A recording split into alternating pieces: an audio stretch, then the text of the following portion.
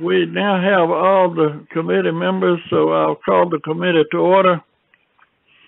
I want to cover some things that's happened during our break. I tell you, you guys, I don't know how your fingers ought to be wore out. I get so many emails. I thought we were going to take a rest, but it seems like I got a half a dozen every day.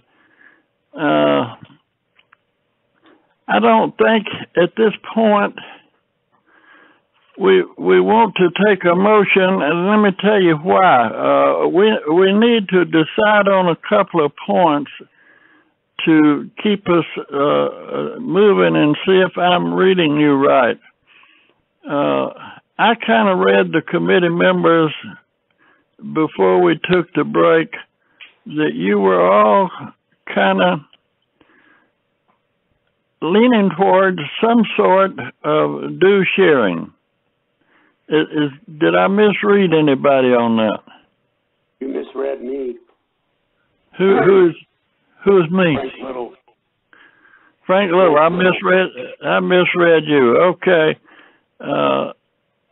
I do know that the official position that I received from the state of Washington is, though, that they wanted some sort of shared dues.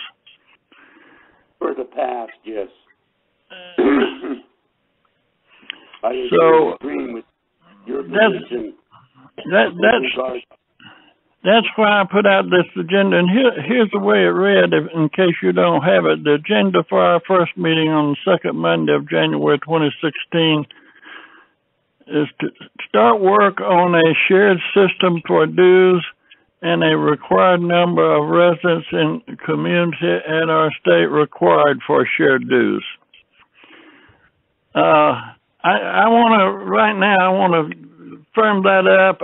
I would like to take a motion that we proceed to work towards shared dues. Anybody?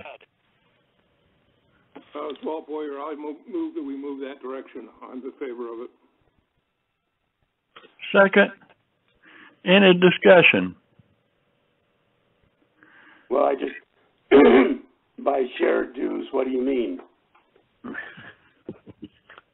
I mean that we will have one dues payable to NaCCRA that will be paid to each of the state affiliates, and if the state affiliates want more than what NaCCRA shares with them, that amount can be added to their dues. For example, if we come up with a share amount of $10 of the NaCCRA dues going to a state, and they feel that they need $20 to do their business, then they can put a supplement of $10 onto theirs, and then NaCCRA would collect $30 and give $20 of it back to the state, as an example. Okay, but that does understand that in all probability, Washington, like Illinois, will be collecting their own dues. Well, I don't think you can come to that understanding until this committee completes its work. That's one of our purposes, to see if that was something that everybody wanted to do, and we hadn't crossed that bridge yet. Well, do you think that Florida is going to collect the $20 and $10 of it for all of their members? I don't really think anything, but the report that Bennett gave us was that he sees that as workable. If I can, I think the way it's structured, it's obviously up to each state how they approach, how they raise the funds. The Florida board has a board meeting February 18th.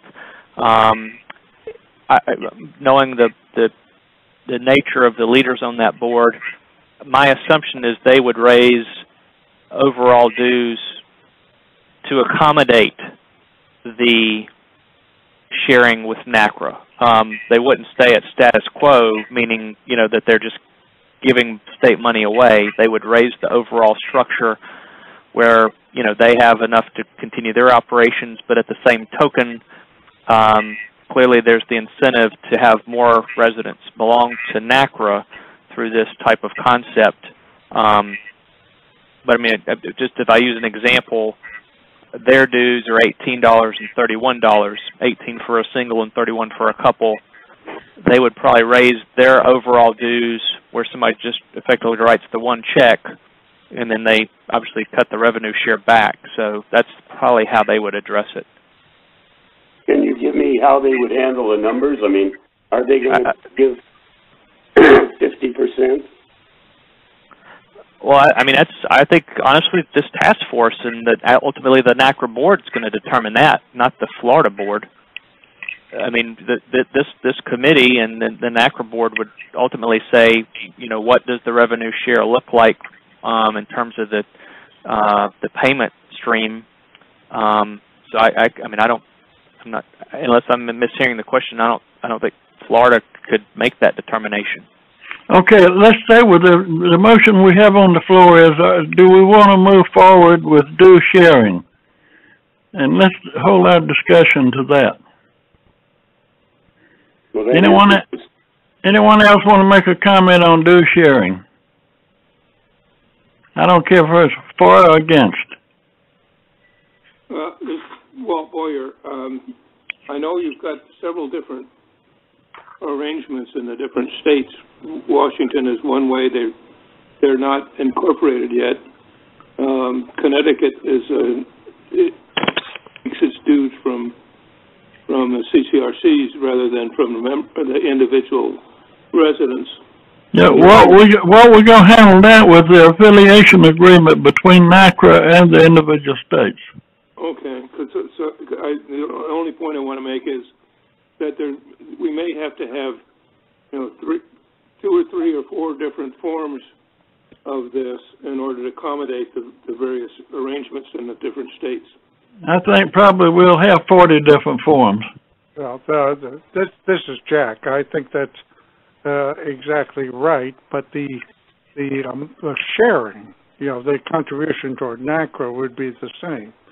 The question that Frank Little is raising has to do with what benefits would the states want from that NaCCRA is able to make available.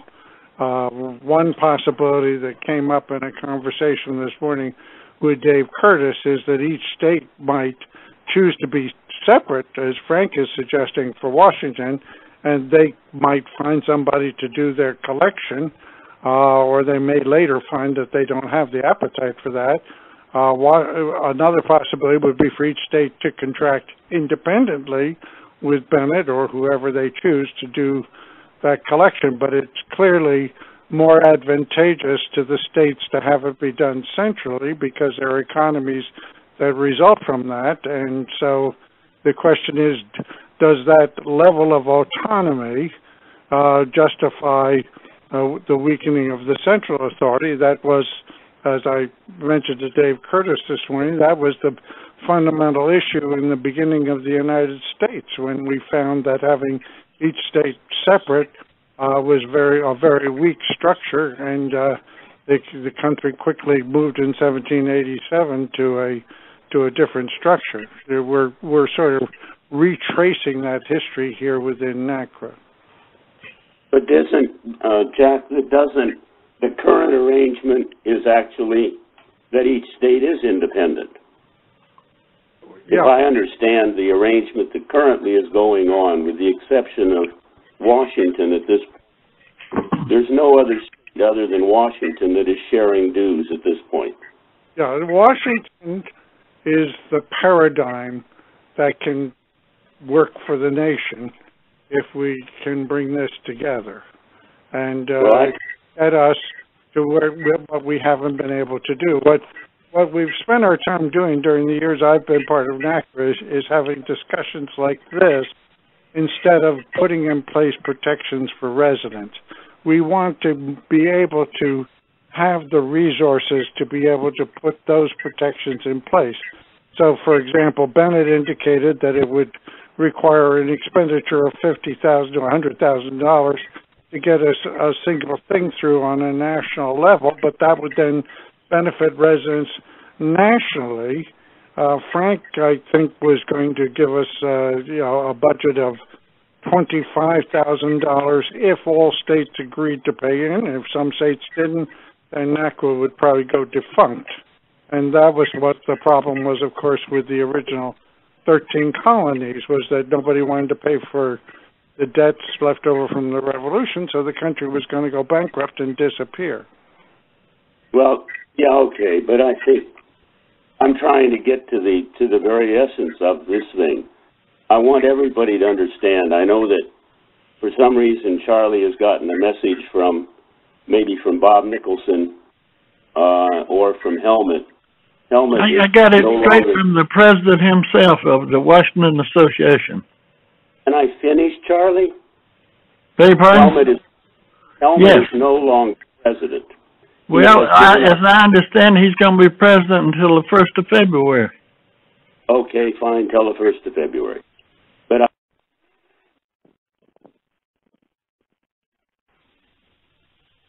yeah, but Frank, we don't quit listening to a president just because he's going out of office. The current president of the United States is going out of August within a year, but he's going to be our president until the day he leaves. Charlie, can I tell you, the meeting that they had a week ago, there was a majority of the people that were at that meeting that were in favor of going forward with setting up an independent organization in Washington. I don't know what you got from Helmut after that meeting, but I can tell you that the new president is very strongly in favor of it, and I think, from my understanding, a majority of the board. So I think, I don't have any problem with that. We have 9 state association members now who are all independent. They are all organized with a organization approved by the United States to exist as a separate organization. Now, what I'm trying to understand is how, in your sharing concept, those 9, how much are they going to put in, and have they agreed to it? Frank, to my knowledge, the only agreement we have right now is with the state of Washington. They all want to move forward with it, though. I get the impression that all of them want to take a hard look at it, and none of them want to withdraw from it at this point. That's why I put forward my motion, and we'll get to that later. But I just want to make sure that there isn't any misunderstandings with regard to where we stand, I think, with regard to it. We're very much in favor of supporting NaCCRA in some way for a national, but we want to see that same cost being absorbed across. Well, Frank, I can tell you right now, NaCCRA is not going to enter into an agreement with any state where they'll only receive $3 an individual per month. That just is not going to happen. Okay. Then you can see if you can get the organizations to go. Good. Well, people have to do what they have to do, but I know what the mechanics and the financial situation is, and they can't operate for $3. And I can disagree on that. Any other comments on whether this board should proceed with a due sharing system of membership? Yeah, this is David Curtis in Illinois. The 900-pound gorilla in this conversation seems to me to be the state of Florida. We just heard from Bennett saying that he was of the opinion that the Florida board would step forward and be willing to pay, in addition to what they're now paying in Florida, an amount to NaCCRA. I'd like to know what that amount is going to be. In a way, this whole discussion started out, it seems to me, as a discussion not whether we should combine in some fashion, but how much it's going to cost each of the states. And we're sort of still with that. I'd like to know what Florida is willing to do, and I'm prepared to say I believe that Illinois will step along with them. That if Florida decides it's $5, we'll pay $5. If they decide it's $10, we may pay $10 depending. Here's what Illinois wants. We're right now collecting our own dues. We have our own bank account. We send out our notifications that dues are due. As you know, NaCCRA, NaCCRA are composed of aging individuals. We have a current treasurer who's getting a bit long in the tooth. And the board members are a little bit concerned about whether or not he's going to be able to continue doing what he's been doing for us. We've looked around to see if anybody else is willing to step up and act as treasurer, and we've had no one step forward. So we're kind of wondering what it's going to cost us to, in fact, do all of the internal operations that we need to do in the future. What we hope to do with an affiliation, a tighter affiliation with NaCCRA. We consider ourselves right now to be a part of NaCCRA. But with this additional money that we are willing to pay, one thing we would like is for Bennett's organization to do for us as he's right now doing for other NaCCRA members. What we would like to do in Illinois is because we think it's easier to recruit members for ILCRA rather than for NaCCRA, we would like to say that we're recruiting for ILCRA. As a consequence of your joining ILCRA, the dues are whatever we're paying now plus a certain amount. Let's say the add-on is $8 just to sort of split the difference. Right now our dues are $15 an individual. So let's say for purposes of example, we increase the dues to $23. Then it would allow us to say to potential members of ILCRA, when you join ILCRA, you join NaCCRA simultaneously. They are one and the same. The dues are split. $8 goes to NaCCRA, $15 goes to ILCRA.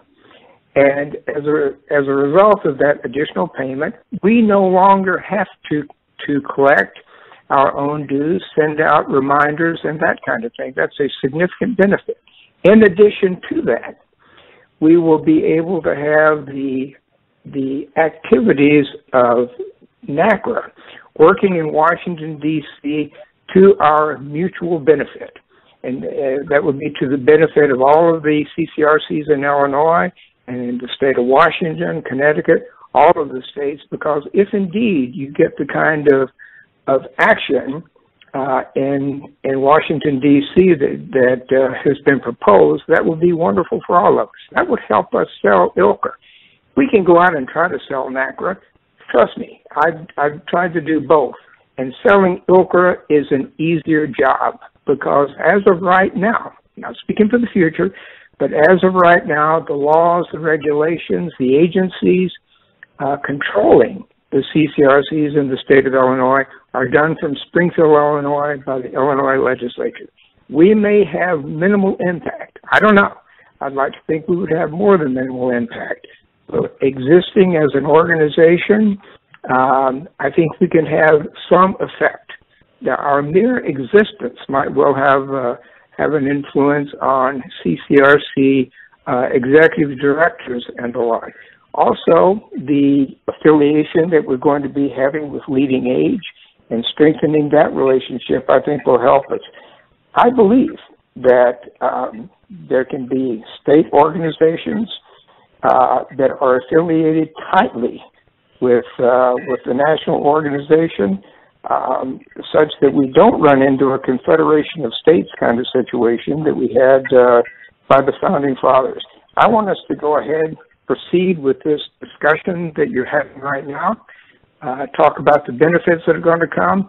But right now, the important thing, I think the thing that's making Washington a little bit reticent is what it's going to cost us and what we get out of it. I will say to my friends in Washington, that unless you have somebody willing to step up, or you have a master computer program that will allow for you to send out, collect your dues, you're going to have to find somebody who does this. And I've checked around with some firms here in Illinois, and they want a king's ransom for doing it. I think that if there are enough individual members and enough states who will have a large enough group, that Bennett will be able to do this for us at a significantly less cost than we can do it for ourselves. That's my 2 cents for now. Well, okay, good. Just to clarify that for you, one of our things that we said in as side issues would be for partners and association management to collect all dues and manage all memberships, but we hadn't got to that yet. Jack, would you call roll and record the votes? If you support moving forward with the method of dues saying, vote aye. If you do not support that, vote nay. Whoa, okay, let's see now. First I got to remember who's on the committee. So we got Frank Little, Snyder, yep. Falk, Nagel. Aye. Coming, right? Those are those. And Snyder, Jack Snyder. Yeah, Snyder. And that's it. Only 5 voting members on the committee. Okay, all right. Frank Little. No. Okay, Charlie Falk. Yes. Bob Nagel. Yes. Jack Snyder. Yes. Jack Cumming is yes. Okay, motion passed. So we are going to move forward now, and we are going to assume that NaCCRA will have some sort of due sharing. Now, it really gets complicated from here. The next thing we have to decide on is how the numbers will work, and Jack has done considerable work in this already. It's unbelievable how much work he's done behind the scenes in it, and no one knows better than he does that every state is totally different. Now, some of the things that Frank raised is I think probably we're gonna need to start with a $10 fee, and I'll let Jack address that also because he's been working with some of the states already. But for example, I'm a member of the Florida Life Care Residents Association, and my dues in Florida is $18 for myself and I think $13 for my wife, but I'm not sure, something like that. $31 total. What I would be willing to do, and what I would hope the Florida Board is willing to do at this point, as a start point, to support NaCCRA as we learn, I will add $10 to my FLACRA dues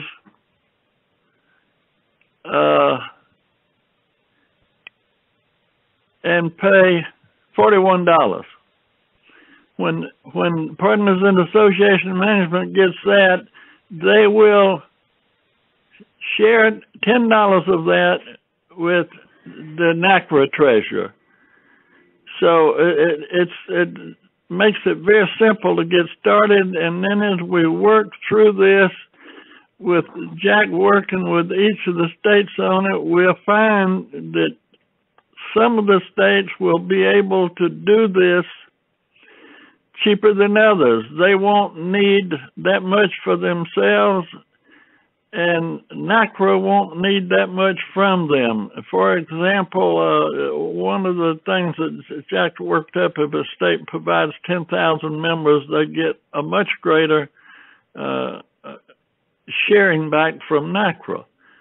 Now, I'm out of my league on doing this actuarial stuff, and I've never worked with those kind of numbers. So I want to stop right now. And Jack, now that we've got that first motion, explain to them what you need to help move forward at this point.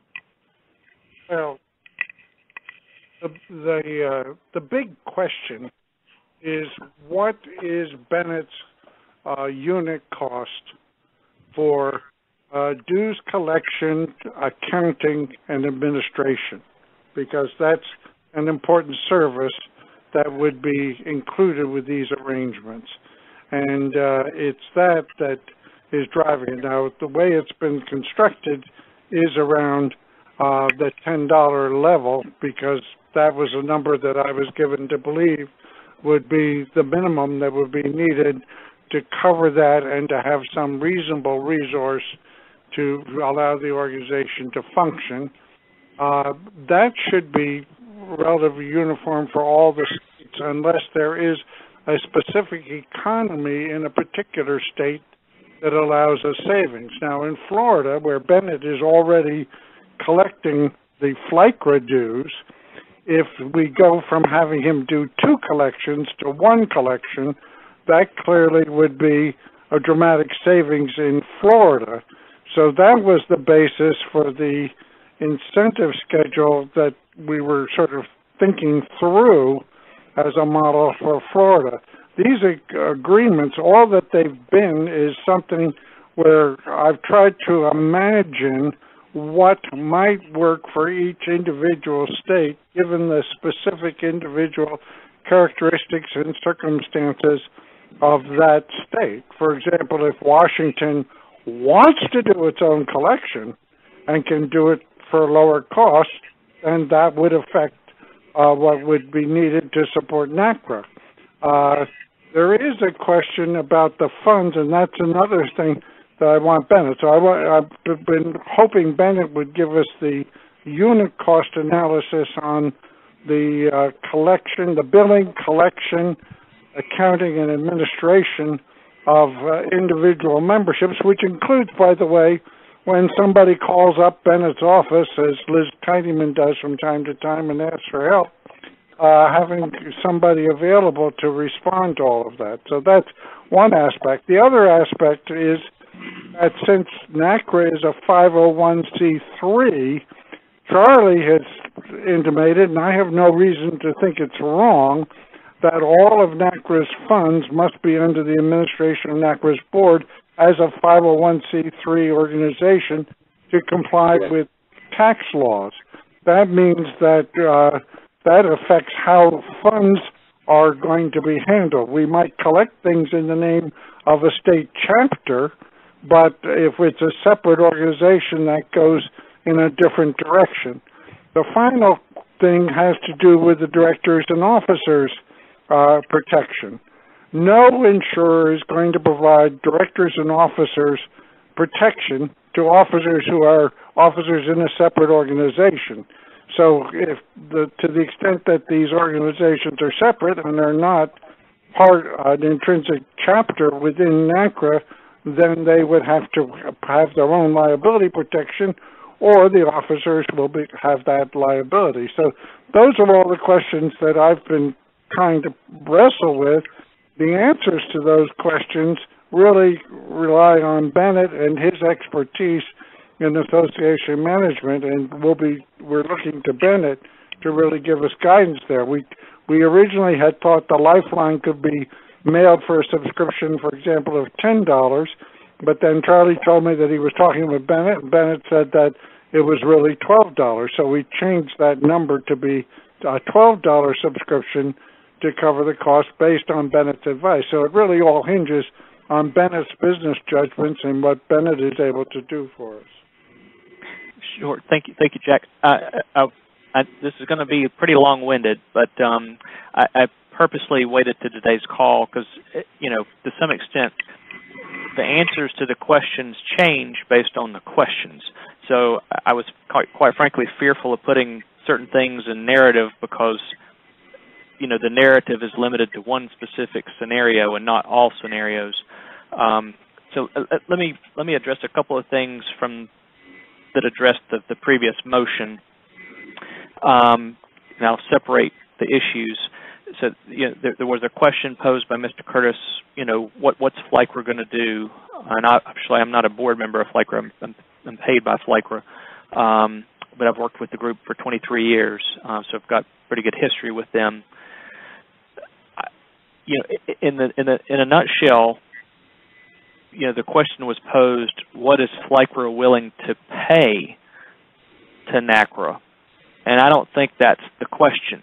The question comes down to NaCCRA itself has to say. This is my recommendation. NaCCRA's board has to say, through the work of this task force, what is the incentive? Meaning, and I look at it from the standpoint, you know, as it stands now, if somebody joins NaCCRA, it's $20 and then $15 for the second person. So if NaCCRA's board says, we've got a deal for the states, quote unquote, and I'm not saying that you might not have a separate agreement with certain states based on certain nuances, but on the surface, if you said, okay, if there's a state arrangement and your state helps to work actively to promote NaCCRA membership, and therefore our assumptions are NaCCRA membership is going to go up, NaCCRA's board says we can create a structure where NaCCRA dues are $10. And so Florida's board, quote unquote, would react to that proposal and say, we're just going to add $10 to our state dues, write the $10 check to NaCCRA. Residents in Florida just got 50% discount from what they normally would have paid to join NaCCRA. But you know, NaCCRA's assumption in this process, as you've all discussed, is NaCCRA grows significantly in terms of its total membership count, which is good for advocacy and public policy outcomes.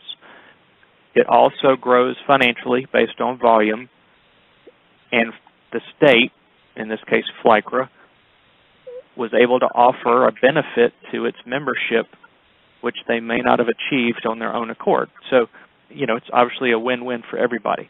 So, I mean, that's how Florida's board, quote unquote, is approaching the conversation. That they don't, I don't think they have a thought process that it's their, that they have authority to say, here's our number, this is what we're willing to give you, take it or leave it.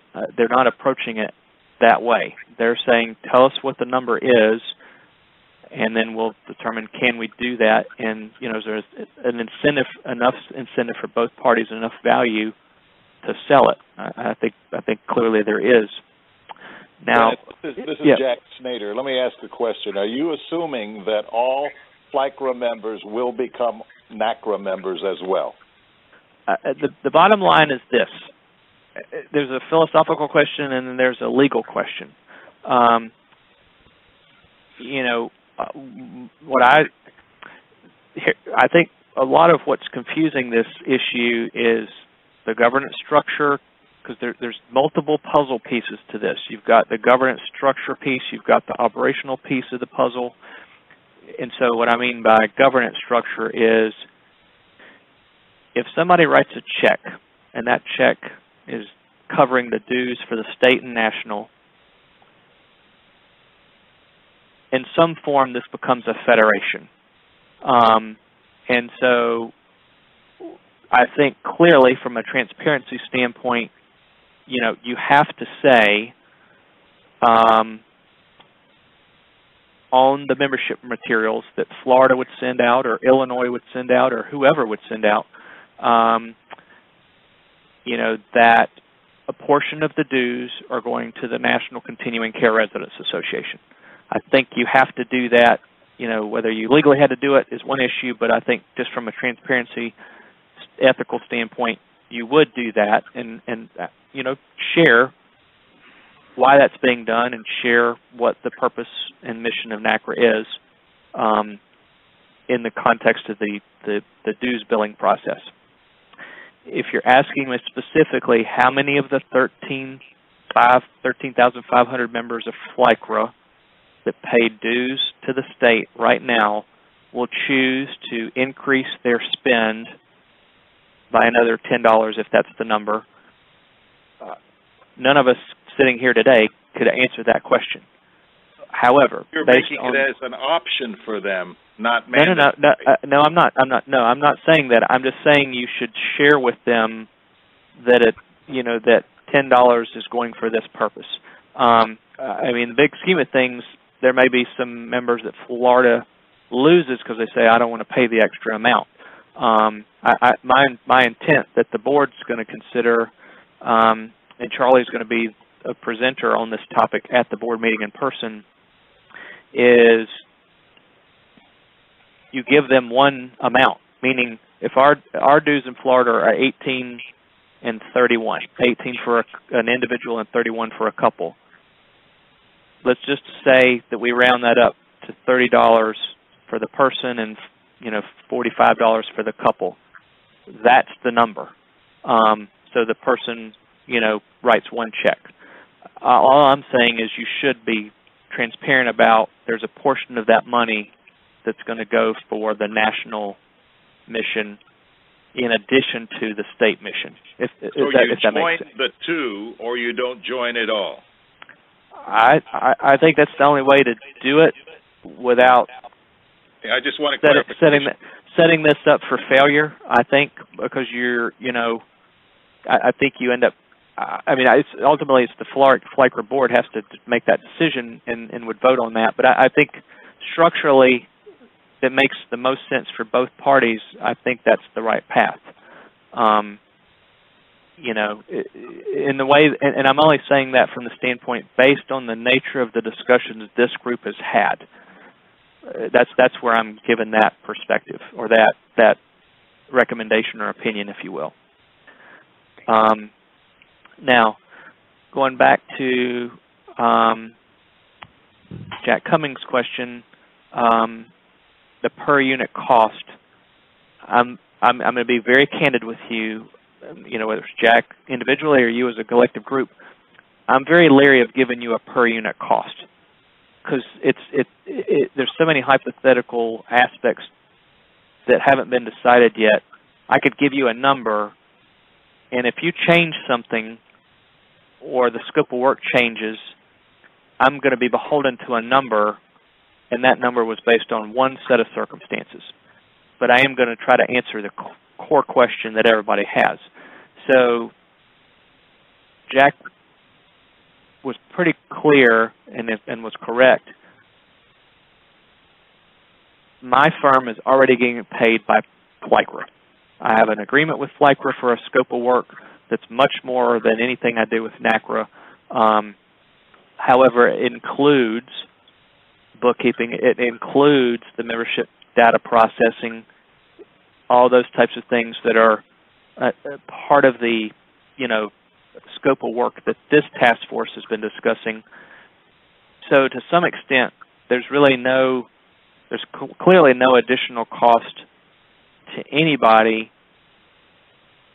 in the sense of if somebody from Florida writes the check and a portion of the money goes to NaCCRA, literally it's almost negligible in terms of labor hours for us to basically cut another check. I mean, because we're tracking the information anyway. All we're going to do is have a data field in our database and says, X amount goes here. We create a transaction log, and we write a check every month or whatever it is to NaCCRA for the appropriate, sharing.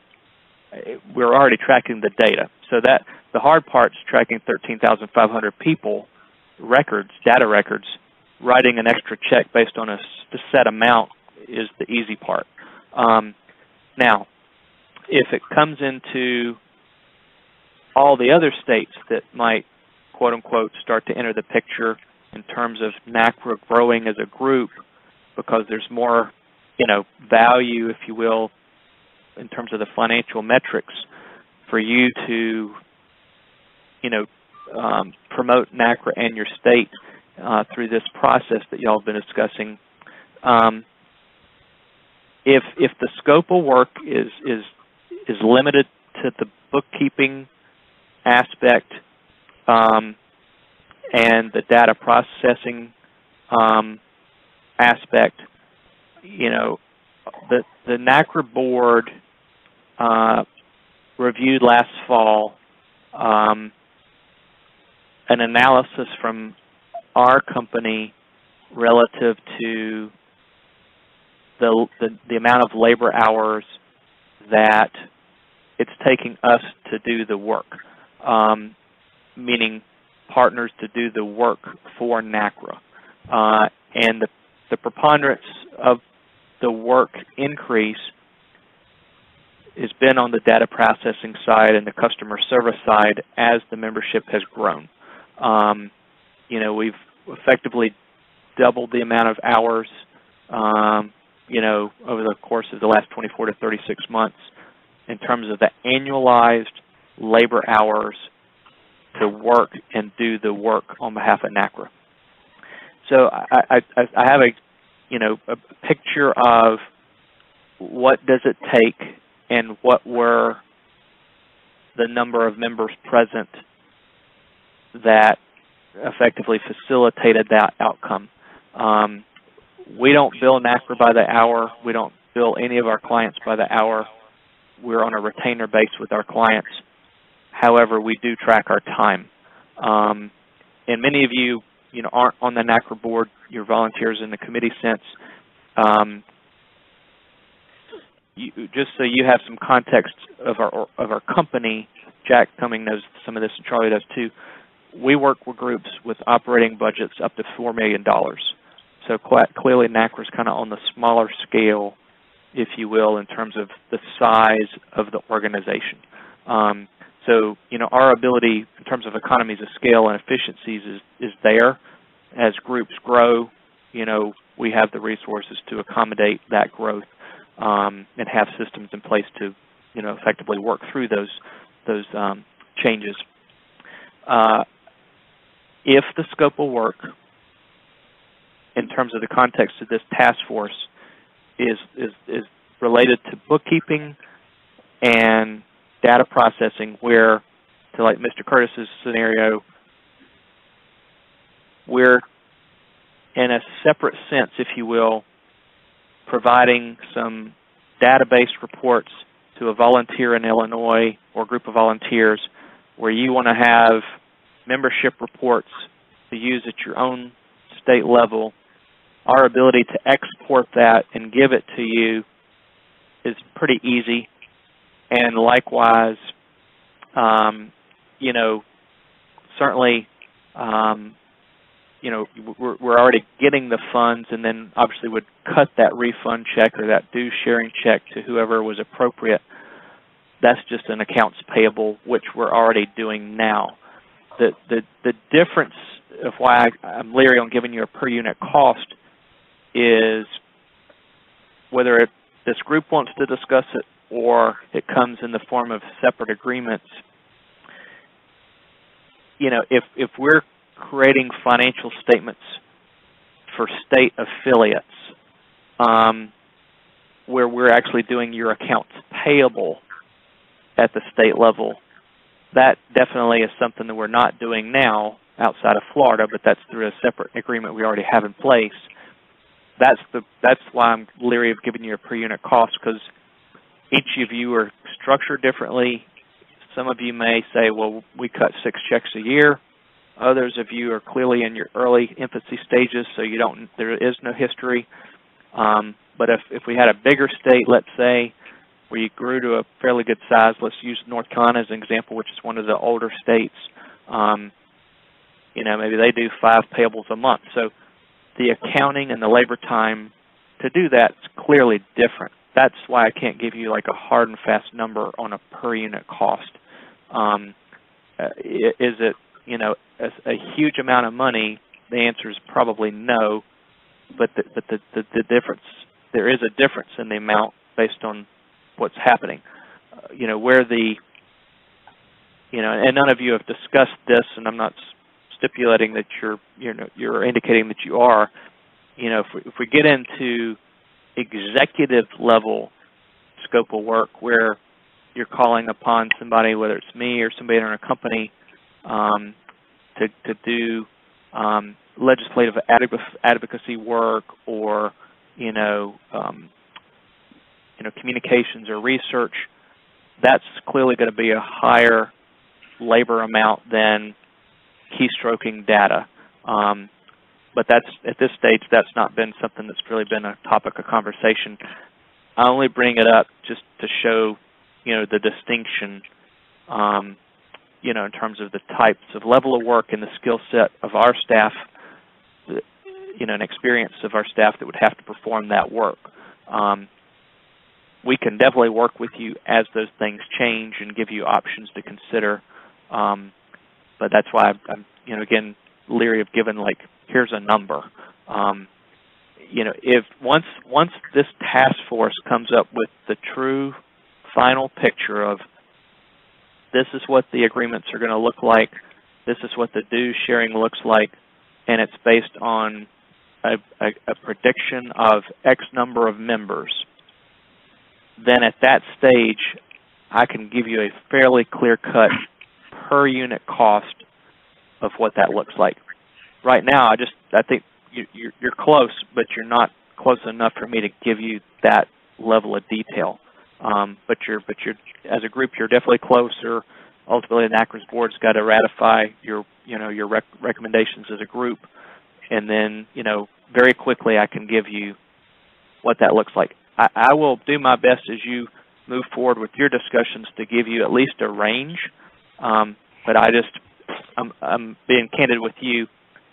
I don't want to just give you a $3 number, and I'm not saying that's a number, but I'm just saying, and then something changes, and then I'm beholden to that $3 number, and the set of circumstances changed. Because the way the NaCCRA's, kind of communications channels work, it becomes the gospel, and other people may not have had the context of what went behind the discussion. So until it's signed and sealed and delivered, if you will, that's why I'm reluctant to give you that, if that makes sense, just from a business perspective. This is David Curtis again. In a way, Bennett's comments divided into two parts. One, the first part, before we got to the unit cost, let me simply say that I agree with everything he had to say about NaCCRA adding $10 to their state dues. That's exactly what Illinois has in mind. So what he has in mind in terms of collecting the money, how it's advertised, noting that a portion of the dues goes to NaCCRA, that is totally 100% consistent with what we have in mind for Illinois. Now to the unit costs. A question for you, Bennett. When you talk about bookkeeping and data processing, are you also including in that mailings, reminders that your dues are due, receiving the payments and the like? Would you include all of that in what you call bookkeeping and data processing? Yes, sir. Okay, wonderful. Let me additionally say then that we would not want you, in Illinois at any rate, to handle any of the accounts payable. We'll cut our own checks. We'll keep our own books. We'll know where we stand financially. The only thing we're interested in you're doing, as of today, is what you're calling bookkeeping and data processing, and I can certainly understand your hesitancy to give a per unit cost until you have more information. I would not either were I in your situation, but you've given me enough to be very, very comfortable with the future holds. Thank you. Thank you. David and Bennett. Okay. Jack, I've got another question as it relates to the selling of NaCCRA memberships or ILCRA memberships. David, I heard you say that you wanted the checks made out to ILCRA because that's easy to sell than to try to sell NaCCRA and then turn around and talk about ILCRA. Right. I understand that from our perspective, from the Illinois perspective, selling ILCRA is a much easier sale, but it also includes in that the dues for NaCCRA. It does. Now, what Charlie proposed, I think, is just the reverse of that. I'm lost in terms of that. Could you get that clarified? Well, let me speak for Illinois. I do think that it's easier to sell ILCRA than it is NaCCRA. We would make it very, very clear to everybody in our recruiting information and everything that in joining ILCRA, you're in fact joining NaCCRA simultaneously, that a portion of your dues goes for your membership in NaCCRA, because it would be difficult to encourage people to join ILCRA and then say, write your check to NaCCRA. I prefer not to do that. I think we can finesse any kind of legal problems that might exist there. Not being an expert in it, I think that it would be possible for a smart guy to figure out how to do that. The money would go to, the check would be made out by David Curtis, an individual. He would send the money to Florida, and it would be made out to ILCRA. It would be received by partners. They would deposit the money and divide it proportionally between the ILCRA portion and the NaCCRA portion. If there's an insurmountable legal problem there, I suppose we can't do it that way. But I would want to put my finger in the nail holes on how insurmountable that problem is. Okay. Can I come in from Frank Little? I definitely agree with what you're saying with regard to how this probably has to happen. And I think it would help all of us if we could make sure we understand this, because if we were to continue the way we are currently, I think from what I've been able to understand over the past month or so, if we're to operate and the dues coming in are going as NaCCRA dues, we in Washington would have to become just a branch, and basically we would have to provide a budget to NaCCRA for our expenses, and they would have to approve that budget, because basically if we're operating as, in essence, a branch of NaCCRA, then we don't have the right to do things independent of it. And this also has the 501c3 status. And anything that we do, because we will reflect on the 501c3 status of NaCCRA, not on our own, it just will be very difficult. That's why I have become, and I just don't think some people understand, why we need to be a separate corporation and a separate tax identity number, just as Illinois is. So one of my problems is at this point is this concept that we can continue what I think is a very tenuous and questionable thing right now, but at the present time, what we've done is we've set up a checking account for paying bills and looking to NaCCRA to send us a check for something. And basically the rest of the money that we've gotten has been donations from those of us that are involved. So what you have to realize is, I think, is that there cannot be, in my estimation, legally, and I don't know, Charlie, whether you really had lawyers look at this, but I question very seriously whether there is a legal way for the state operations to go forward, and they're collecting money for NaCCRA, fine, and then NaCCRA is somehow or another paying the bills of this organization. That becomes a branch, and all of the legal responsibilities of the actions that that branch take fall back on NaCCRA. And we have to, in my estimation, we would have to provide a annual budget which would be agreed to by the board of our expenditures. And that's why the position of people who have spent any time looking at this is that we need to get incorporated. We need to get our own EIN number, regardless of on what basis, so that we can take money in and deal with it.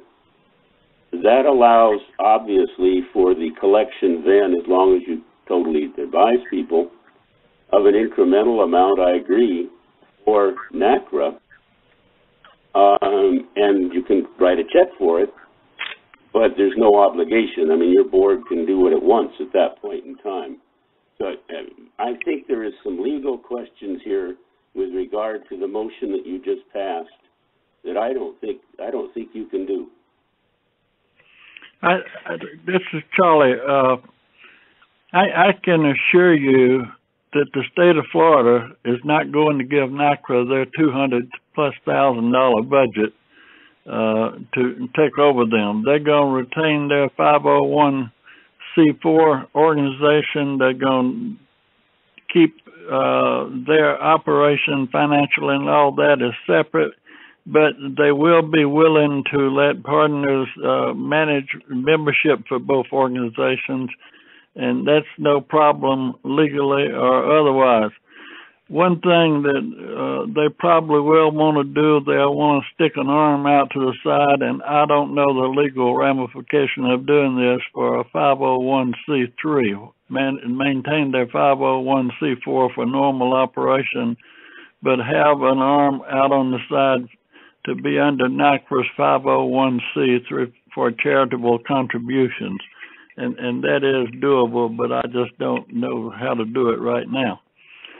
I think we've made a lot of progress, and I think we're on the right step. And Bennett, if you hadn't left, thanks a lot for your input, but I think you've probably gone already.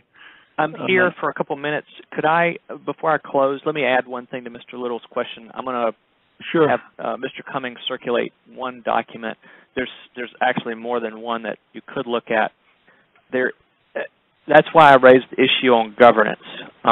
And Mr. Cummings talked about a little bit. I mean, if the states, quote unquote, are going to operate as and this is going to confuse you, but I'm using it for definition purposes. If somebody's operating as a chapter of NaCCRA, that, quote unquote, in the eyes of association management means something different than an affiliate of NaCCRA. So an affiliate, you're right. So an affiliate would be like NaCCRA, which Charlie just mentioned. It's got its own 501c4. It has its own governance structure, its own bylaws, all of the above, but it chooses to align with NaCCRA in this case. And to some extent, this whole conversation is about providing more value between the states and the national. There's a lot of ways to do it. You as a group have been discussing one way to do it. In this particular case, the biggest issue is the states and your members, the residents, gain a benefit because they can join NaCCRA at a lower dues price point than you could off the shelf, having not been a part of the state. NaCCRA, clearly, the benefit is, your assumption is that NaCCRA would grow in the terms of number of individual residents that now become part of your roles. The governance part of the conversation is a totally different box. I'm going to have Jack Cummings circulate a couple of resources to this group. There are such things that are called unincorporated associations. Generally speaking, the state laws govern that process a little bit differently. There are some requirements to at least register, and sometimes there is a category for an unincorporated, not-for-profit. Sometimes you have to register no matter what your revenue stream is, but there are some options there. Some of the states clearly are looking at, having their own tax exemption for different purposes. There's benefits to doing it, and there's benefits to not do it. However, the question Mr. Little raised at the beginning, if somebody is using NaCCRA's C3 tax exemption, then the proper things have to be in place, and that's why there's a lot of conversations going on in some of these agreements that are being drafted. Everything that that entity, quote unquote, is doing, effectively the accountability is on NaCCRA's C3 tax exemption, meaning, you know, it has to be very clear cut what the authority of that entity is, you know, and, you know, if it's, you know, if it's for short term, you know, where they're using it for 90 days as a startup until they get on their own feet and have their own, you could potentially argue that with the IRS and have some leeway.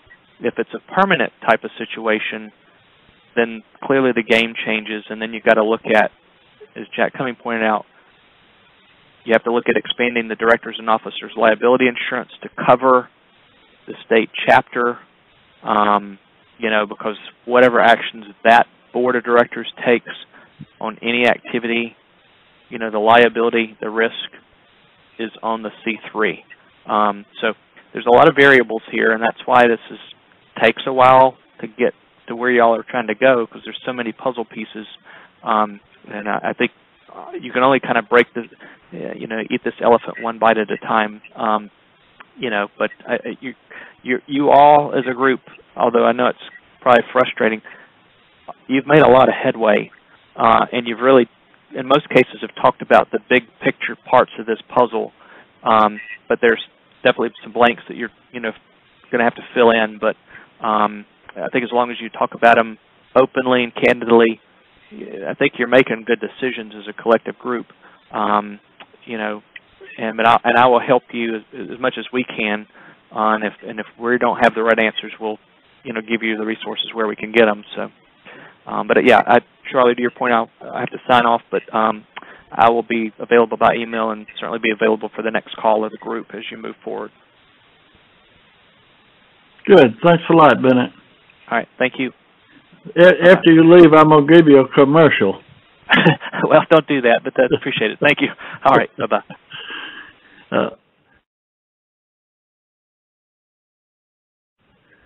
The commercial I want to give you is I have known Bennett Napier now for 16 years. And I thought he was just a good guy that helped seniors in CCRC. So I was making 8 or 10 telephone calls a week to him as the president of NaCCRA. And he told me one day, he says, I don't mind helping you, but you've come more than a stepchild now. You know, I do this for FLACRA because they pay me to do it. And I said, well, okay, Bennett, we got a couple of $100 to spare. What does it cost to get you to help us? And he said, we couldn't write the agreement for a couple of $100. At that time, I was the secretary, the treasurer, the dues manager, the lifeline writer, and the president of NaCCRA. And we didn't have enough money to pay for anybody's travel or anything else. But the point I want to make is the 9 states that we had as members at that time believed it was an organization that should be developed, but you developed awful slow without resources. And thanks to our recent growth, we've got enough resources to put us in the position we're in now. We still got an awful lot of work, but I'll tell you, it's all going to just about fall on Jack's shoulders because he knows and understands how to draw up the affiliates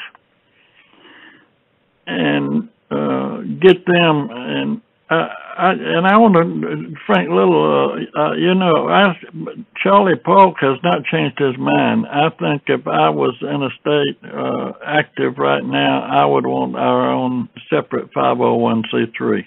I would not want a 501c4, but I would want a 501c3. And I think I know enough about it that I could accomplish that and gotten a 501c3.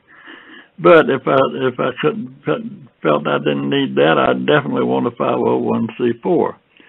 And that has nothing to do to preclude an affiliation with NaCCRA. Just like our 501c3 and NaCCRA does not change by making an affiliation agreement with Leading Age.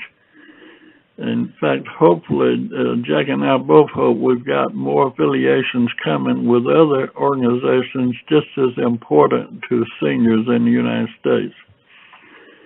And there's nothing to keep an organization from having many affiliations. I would bet Leading Age right now probably has 8 or 10 on their books. I don't know that, but I would assume they do.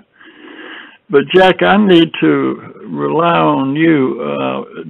Do we need to do any other thing as far as getting a committee approval to do something, or do you need to work up something first? Well, I think we've made a lot of progress today, and I think we need to digest it before we go next. I think I understand a little better now where Frank Little was coming from, and that makes a little more sense to me.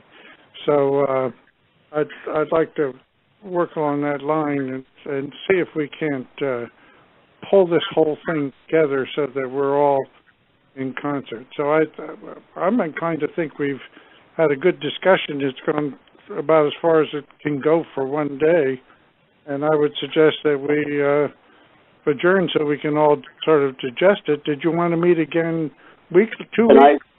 2 weeks? I had a motion that I put forward. Can I ask that it be considered?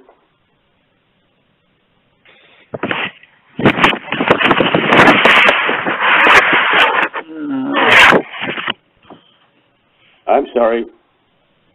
Okay, well, for clarity. Let Jack finish, Frank. What? Let Jack finish, and then we'll get to your motion.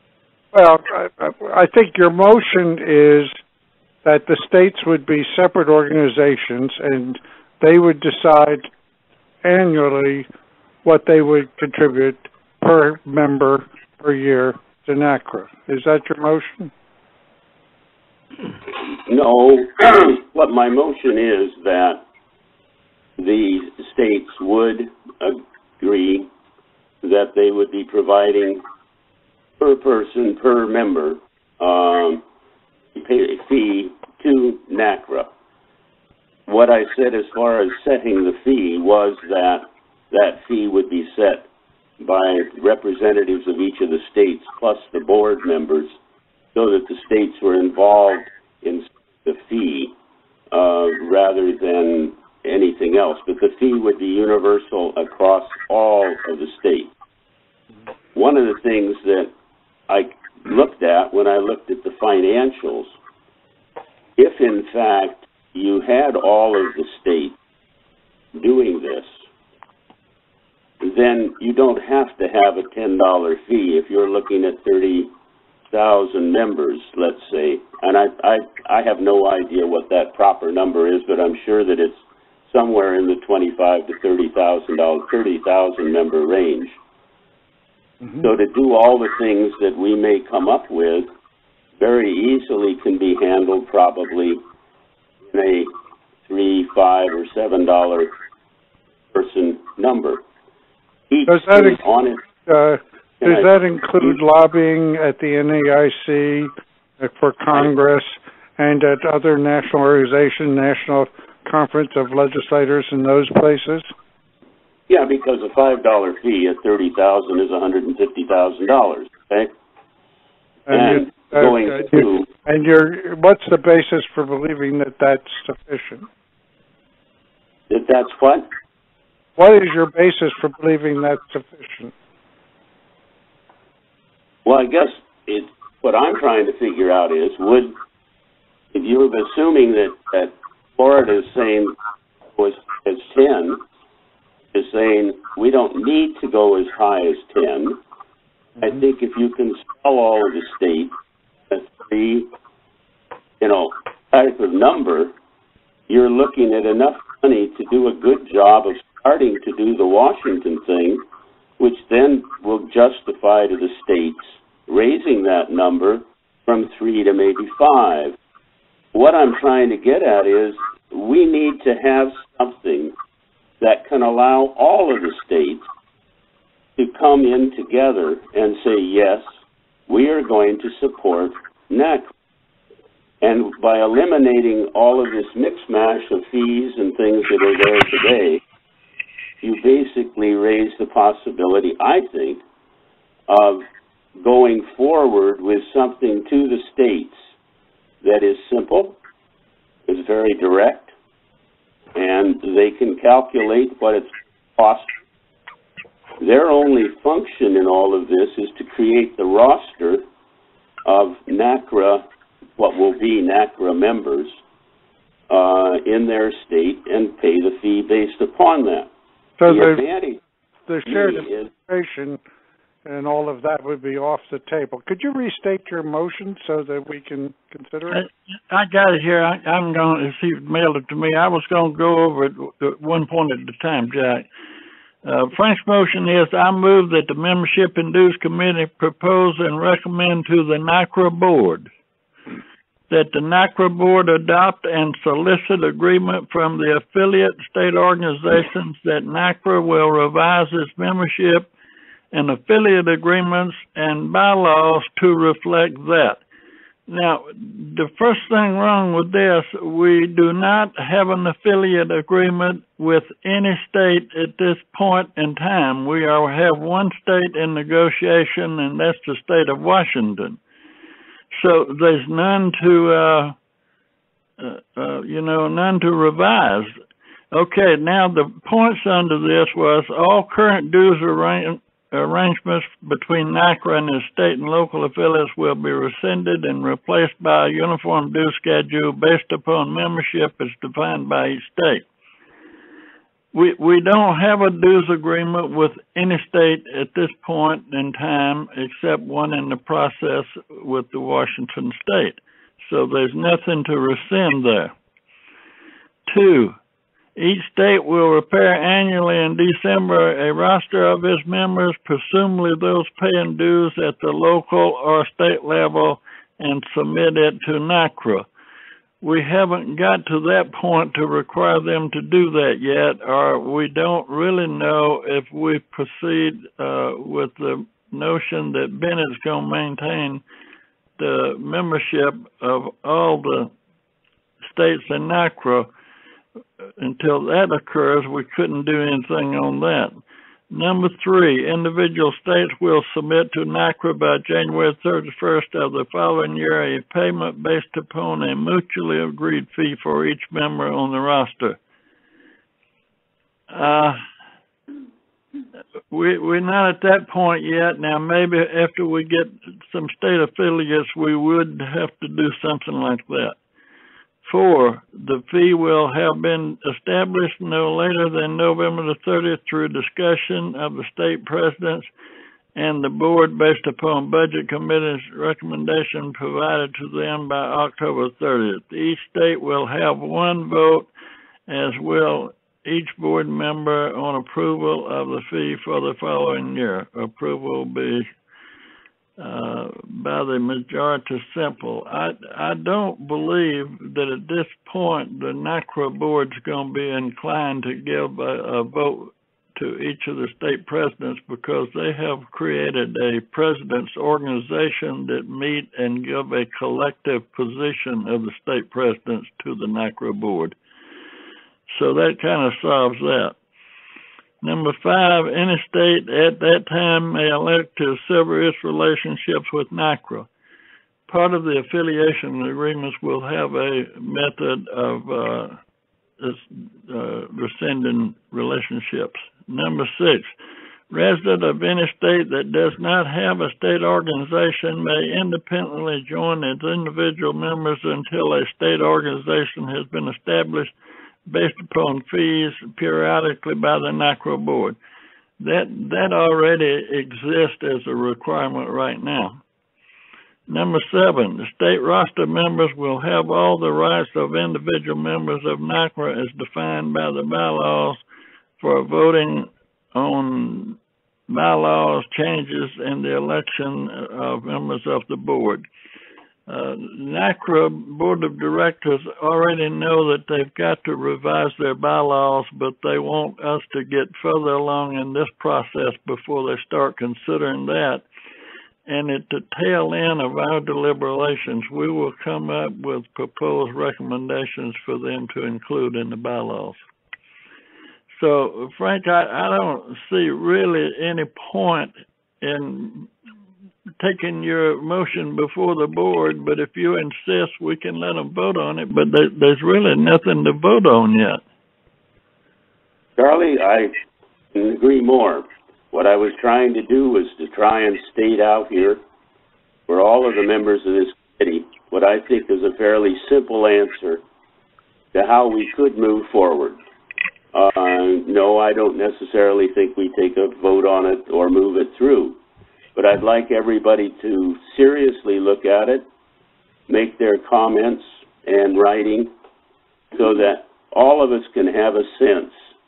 And I thought that this found a very simple mechanism for accomplishing what we need to accomplish and provided a outline that could be discussed with the states to find out if they would agree to it. There's no sense in putting this motion forward if we haven't talked to enough of the state presidents and have some clear understanding that they would find an arrangement like this satisfactory.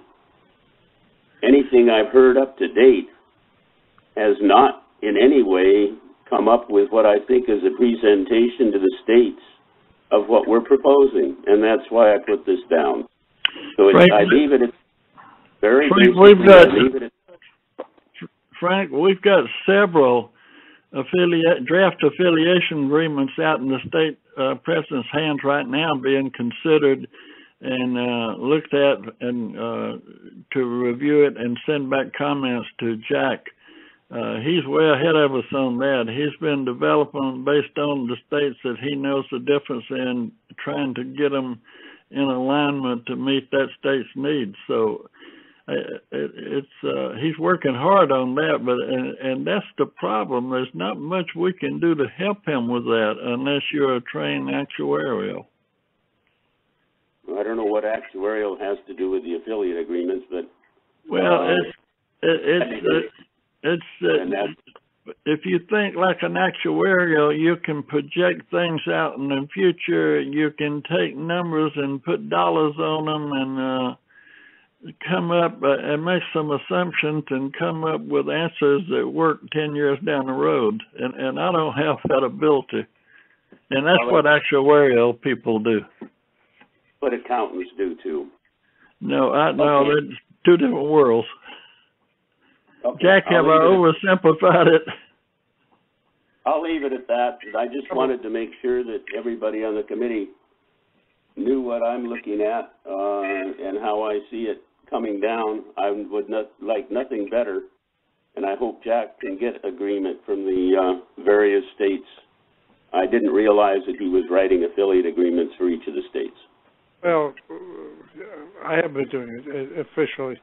What I did was, we're trying to conceptualize something. So I've put together some things that are my thinking that started from where I thought the different states were. You've helped me a little bit today to understand better where you're coming from, because I was having trouble understanding it, which may be my difficulty just in understanding. Now, you did say something. You expect every committee member to respond in writing to you. Did I understand you correctly? I just said I would be interested in whatever they do, not just to me, but to each other. In other words, are there two paths here? Is there the Charlie Polk path and the Frank Little path? Should we vote on which path we're going on? I don't know that you're ready. No, I think we should vote on the committee path once we arrive at it. Okay. Yeah. Frank, one of the great things that I've enjoyed about this committee, I think every soul on this committee is different. their opinions are different, their attitudes are different, their approach is different, and I think that's what's going to make it successful. And I know I've been on enough committees to know that I can influence it, but I certainly can't dictate to it. And 3 of you guys or more are going to vote one way, and me and one other one may vote another way. And that's the way we're going to go. And I hope if you and I are the 2 losers, we're happy with the 3 winners. But of course, I can't predict who the winners are going to be right now, but I think we're all going to be winners. If we can pull this off and get the money to just accomplish that one thing, I believe that Jack Snyder recommended, that we pass a bill in the U.S. Congress that will give absolute financial transparency to all residents, and I'm talking about transparency that makes it easy for that little 80-year-old lady to read her contract and know what the hell she's read, or that 80-year-old man like me to read it and know what I've read. Then we will have made a humongous accomplishment then. And that will open the doors to go for more, and it may change my attitude. I have been anti-federal regulation ever since I've been fooling with NaCCRA, and that may change my mind to realize that's where we ought to go, because I can tell you, you can find 3 or 4 states that's doing a 50% job of enforcing fairly good regulations, and that's it in the whole United States. Now, some people may think their state's doing a good job, but because you've got good written regulations don't mean you're getting good enforcement, because I'll tell you, Pennsylvania has some of the best regulations in the nation, but they don't support any of them. And if their customers don't do them, they don't do anything about it. And that's true in the majority of the states. The good old boy syndrome exists in most of the states in the Union on CCRCs because there's no teeth in the regulations. And hopefully we'll get something started on that with financial transparency. Anybody else got anything for the good of the order? When's the next meeting? We're going to meet 2 weeks from today, same time. I think we got a lot to digest, and we really need to see if we can visualize the best way to go here. And how are we going to get to the answer of whether it's $3, $5, $8, or $10 going to NaCCRA? I think we're going to start with 10 and let each state come back for reasons it shouldn't be that. Okay. Jack, do you have a better idea yet? I think we've got a good beginning. It depends on Bennett, and I was greatly surprised. He's agreed with the $10 right now. I think he's allowing it to go forward, so that's a starting point. Yeah, he sees a massive benefit in a 200,000 member NaCCRA, I can tell you that. He thinks it'll make the state's jobs easier. He thinks it'll do a great job for the senior people in the United States. Charlie, you know Florida better than I do. I just like to visit here. But how many members do you think you will lose with a $10 increase in membership? Initially, probably 3,000, but they'll all come back within a year. We've had those kind of dues increases before. We went from $2 a head until we're up to $18 a head now, and one time we dropped $12. Okay. But now, FLACRA has, through this joint task force they have with the provider, Leading Age Florida, has really got a resume. They've had, for example, Residents' Bill of Rights in the statutes for, I want to say, 20 years now. They had no trouble getting the exception on a waiver on the bed tax when that come out. We've just had phenomenal success on everything except financial transparency. And we just completed 2 years meeting on that, and we did rewrite the regulations, but it was all cosmetic. In other words, we told executive directors, you have 12 months to give somebody their entrance fee back.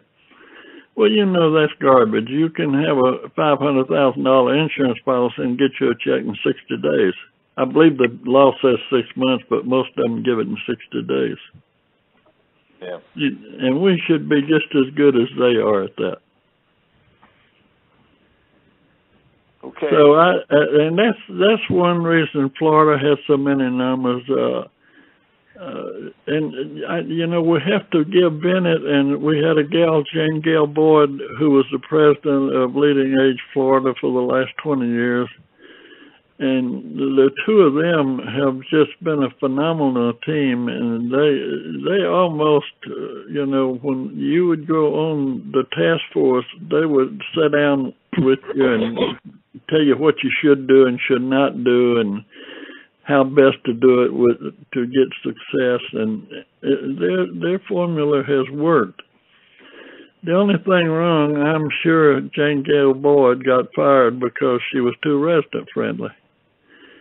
And Jack's been down there a couple of times, and he's seen her. She spoke at our annual meeting one time, and she was resident friendly, and she believed that was her role. But she got a new board one day, and they didn't think that so. But I know North Carolina, I don't know where Walt's still on or not, but he's really coming. They only have, I want to say, about 40, 50 CCRCs in North Carolina, and a lot of them are small ones. But they're really coming on their membership. They're up to about 5,000 now, and that's a good chunk. I think they have about 15,000 total members in North Carolina. Is that correct, Walt? That's right. If we include the people in assisted living and healthcare, it's probably closer to 20,000.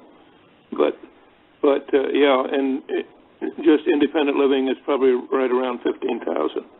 I wanted to make a comment, if I may. I'm going to give Bennett a call or maybe send him an email. I've been going through some numbers here, and I've been figuring out that right now it costs us in North Carolina somewhere around $2. Well, let me start off by saying our membership, about 30% of our members are lifetime members. We have a somewhat reduced rate for lifetime members, so that's gone up a little bit. But if you consider that the annual membership is paying for the people, for the work that's being done and maintaining the membership list, it costs about $2 per member for each year for the work of keeping the membership list up to date and accurate. Here, it costs us about $1.25 per issue for our newsletter per person, and I'm not sure about administration. I would probably about somewhere around $2 per person for the membership, for the administration. I haven't got a number for advocacy, but I think if we could come up with some idea of what we're going to be asking for in each of those 4 areas, it might help in putting together numbers for each state. And I will talk to Bennett about that a little bit more. Yeah, I can see why he doesn't want to do it. The only thing that you can measure by the number is, depending on how fast your typist is, how long it takes them to put a new member into the database on the computer. Now, that you can fix. If it takes them 10 minutes and they make $10 an hour, for example, it probably costs you $2 to do that, or $1 to do that. But that's not the only thing you have to do. I tell you, when you get, like I said, we got some members that just pester you to death with asinine questions. And Bennett's been very good at answering most of them in Florida. He leaves that up to the president. I know that 2 years I was president, he asked me, he said, who you want to answer resident inquiries? I said, me. He said, who you want to take resident complaints? I said, me. He said, what do you want me to do? I said, manage the organization where I can do stuff like that. So, and the current president, when he asked her, she said, you. So he's doing everything there now. And she just goes around and gives speeches. Yeah, that's not a good answer. People have to take responsibility. But anyway, I thought if we could break it down into some categories like that, maybe we could get a better handle on and the states could pick and choose what they wanted to support. I think we're going to have to ask everybody to. I think he can give you a ballpark group answer that for maybe ever 50 people, the cost goes up this much. Yeah. Well, I'll talk to him a little bit about that. It may be helpful. It may not. It may turn out to be a dead end. I don't know. I tell you, for Walt, when I was looking, he was the only organization that took care of national memberships in the United States. And the only other one I could find that was doing anything with CCRCs was that member of yours in North Carolina that was running out of his garage business on membership maintenance. Yeah. There's just not people around willing to do that at a price that CCRCs can afford. That's basically true. I haven't had much luck finding people either here. Yeah. But, you know, the best thing that he's ever provided, I think, for FLACRA and NaCCRA, he has a permanent address that doesn't change every time you elect a new president. Mm-hmm. And that's important. And I like the fact that he's got a lawyer on staff now that always takes a look at everything he does before he does it. Like when they prepare, the accountant prepares the income tax return for the state of Florida, his in-house lawyer reviews it before it's mailed in. That's good. And that's a good service. Yeah. Well, I'm going to sign off. Anybody else with a comment? Well, gentlemen, I appreciate it, and we'll be back together 2 weeks from today at 2 o'clock.